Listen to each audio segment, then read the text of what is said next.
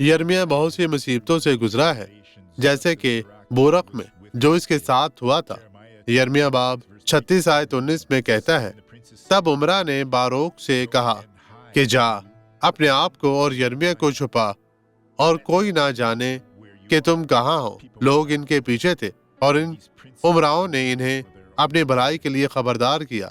जब भी खुदा का कोई शख्स आपसे बात करता है, उसका खादिम, आप ईमान रख सकते हैं कि वो सिर्फ अच्छी बातें करेगा, जब तक कि खुदा ने इन्हें दूसरी सूरत में करने का हुक्म ना दिया हो। लेकिन अक्सर औकात सिर्फ वही चीजें निकलती हैं जो आपके दिलो जान को खुश करती हैं।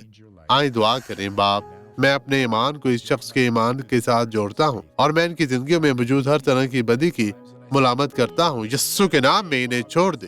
और आप कहें, खुदा तेरा शुक्र, तेरी तारीफ हो, आप बाबरकत हों और खुदा आपको बरकत दे।